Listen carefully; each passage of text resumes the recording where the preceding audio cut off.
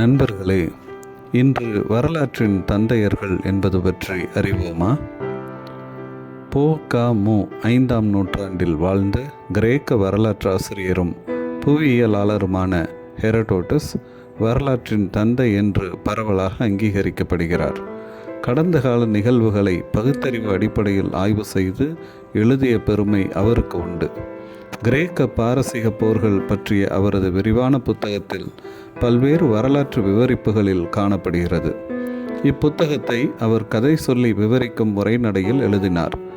அவர் கிரேக்கத்திலிருந்து Persia, எகிப்து மற்றும் அதற்கு அப்பால் விரிவாக பயணம் செய்து தனது புத்தகத்தின் நம்பகத்தன்மையை உறுதி செய்ய பல்வேறு தகவல்களையும் நேரில் கண்ட சாட்சிகளின் வாக்குமூலங்களையும் சேகரித்தார்.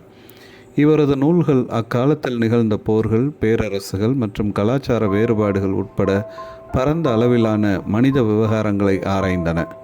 100% சரியானதாக இல்லாவிட்டாலும் நேரில் கண்ட சாட்சிகளின் விளக்கங்கள் உள்பட பல்வேறு ஆதாரங்களில் இருந்து தகவல்களை சேகரிக்க ஹெரோடோட்டஸ் முயற்சித்தார். இந்திய வரலாற்றின் தந்தை என்ற பட்டம் பொதுவாக மெகஸ்தனிஸுக்கு வழங்கப்படுகிறது. இவர் பொ.க.மு. 4ஆம் நூற்றாண்டில் வாழ்ந்த கிரேக்க வரலாற்று ஆசிரியர் மற்றும் ராஜதந்திரி ஆவார்.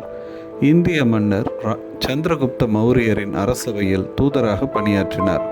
அந்த காலகட்டத்தின் மதிப்புமிக்க படைப்புகளை அவர் வழங்கினார். மெகஸ்தனிஸின் புத்தகங்கள் தொலைந்து போயிருந்தாலும் பண்டைய இந்தியாவை பற்றிய மதிப்புமிக்க செய்திகளை வழங்குகின்றன. இண்டிகா உட்பட அவரது படைப்புகளின் சாராம்சங்கள் Strabo, Diodorus, Arrian, Pliny the Elder, Plutarch மற்றும் ஜஸ்டின் போன்ற கிரேக்க ரோமானிய எழுத்தாளர்களின் புத்தகங்களில் எடுத்தாளப்பட்டு பாதுகாக்கப்படுகின்றன. கல்வெட்டுகளின் தந்தை என்ற பட்டம் குப்த பேரரசின் ஆட்சியாளரான சமுத்திரகுப்தருடன் தொடர்புடையது. தென்னிந்தியாவுக்கான படையெடுப்புகள் உட்பட இராணுவ வெற்றிகளுக்காகவும் அவரது ஆட்சி மற்றும் சாதனைகளை ஆவணப்படுத்தும் ஏராளமான கல்வெட்டுகளை வெளியிட்டதற்காகவும் அவர் இவ்வாறு அறியப்படுகிறார். அலெக்சாண்டர் கன்னிங்ஹாம் இந்தியாவின் கலாச்சார பாரம்பரியத்தில் மிகுந்த ஆர்வம் கொண்டவர். அவர் வரலாற்றோடு தொடர்புடைய இடங்களை ஆய்வு செய்து கையெழுத்து பிரதிகளை படித்தார். 1859 இராணுவத்திலிருந்து ஓய்வு பெற்ற பிறகு கன்னிங்ஹாம் கல்கத்தா அருங்காட்சியகத்தின் கௌரவ கண்காணிப்பாளராக பொறுப்பேற்றார். 1861ஆம் ஆண்டில் இந்திய தொல்பொருள் ஆய்வு மையத்திற்கான அடித்தளம் இங்குதான் நிறுவப்பட்டது. கன்னிங்ஹாம் இதன் முதல் இயக்குனர் ஜெனரலாக நியமிக்கப்பட்டார். அவரது தலைமையின் கீழ் சாஞ்சி, சாரநாத் மற்றும் பார்ஹட் போன்ற குறிப்பிடத்தக்க வகையில் நன்கு பாதுகாக்கப்பட்ட இடங்கள் உட்பட 725க்கும் மேற்பட்ட இடங்கள் ஆவணப்படுத்தப்பட்டன.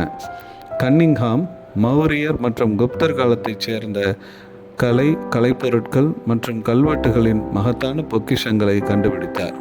இதன் காரணமாக இந்திய தொல்பொருளியலின் தந்தை என அறியப்படுகிறார். ராபர்ட் ப்ரூஸ்ஃபுட் இந்தியாவில் வரலாற்றுக்கு முந்தைய தொல்பொருளியலின் தந்தை என்று பரவலாக அறியப்படுகிறார்.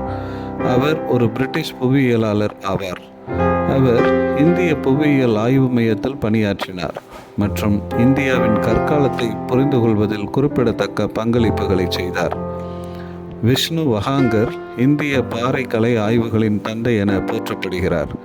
ஜேம்ஸ் பிரின்ஸ் நாணயவியலாளராக பெரும் பங்களிப்பு செய்துள்ளார். மேலும் அவரே இந்திய கல்வெட்டின் தந்தை எனவும் அழைக்கப்படுகிறார். ஹென்றி வெஸ்லி ஓய்சி பொதுவாக இந்திய நிலவியலின் தந்தை என்று கருதப்படுகிறார். கிரேட் ட்ரிக்னோமெட்ரிக் சர்வேயின் ஒரு பகுதியாக இந்தியாவின் முதல் புவியியல் வரைபடத்தை உருவாக்க ஆங்கில கிழக்கிந்திய கம்பெனியால் ஓய்சி அனுப்பப்பட்டார். இந்திய புவியியலின் தந்தை என்ற பட்டம் பொதுவாக பிரிட்டிஷ் புவியியலாளர் மற்றும் வரைபடவியலாளரான ஜேம்ஸ் ரென்னலுக்கு வழங்கப்பட காரணம் அவர் இந்திய துணைக்கண்டத்தை வரைபடமாக்குவதற்கு 18 மற்றும் 19ஆம் நூற்றாண்டுகள் செய்த குறிப்பிடத்தக்க பங்களிப்புகளுக்காக அவர் இந்திய புவியியலின் தந்தையாக அங்கீகரிக்கப்படுகிறார்.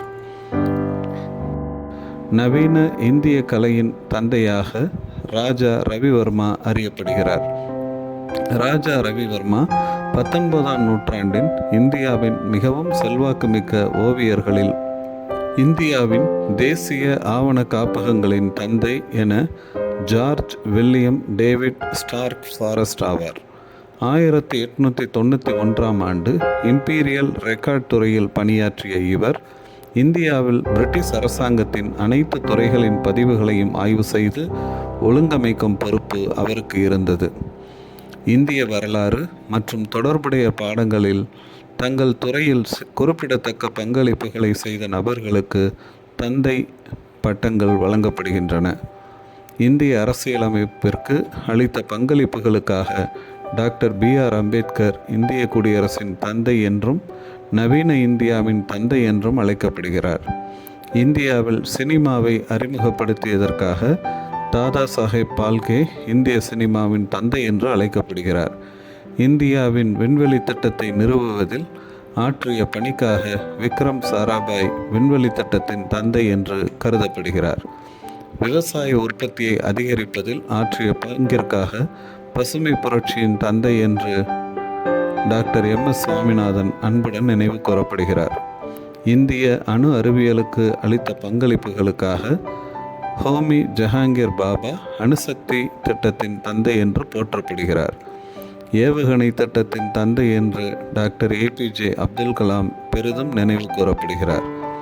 நவீன பொருளாதாரத்தின் தந்தை என்று மகாதேவ் கோவிந்த ரானடே அழைக்கப்படுகிறார்.